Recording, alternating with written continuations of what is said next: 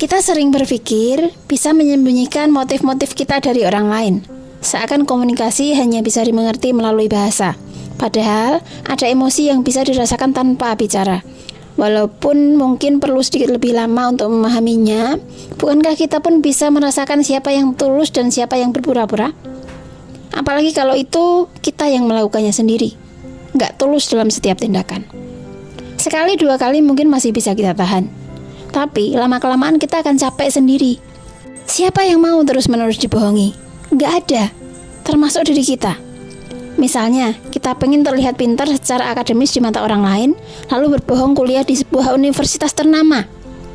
Apa bohongnya berhenti sampai situ? Sayangnya, kemungkinan justru tambah lagi untuk menutupi kebohongan di awal tadi. Apa kita pun merasa puas dengan hal itu?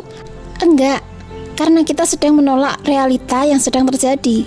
Dan realita itu nggak akan hilang jika kita tolak. Secara alami, manusia bisa tumbuh justru dengan kejujuran.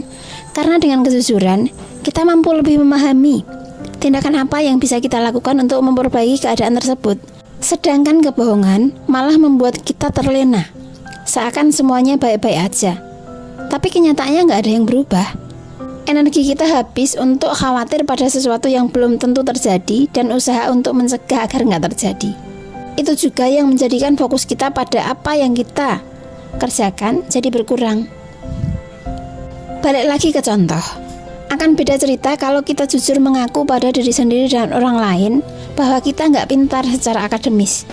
Bisa jadi orang lain justru akan membantu untuk meningkatkan kemampuan kita, mungkin dengan mencarikan informasi tentang universitas impian kita, meminjamkan buku-buku miliknya, atau membantu kita menemukan kemampuan lain dari diri kita yang bisa dikembangkan.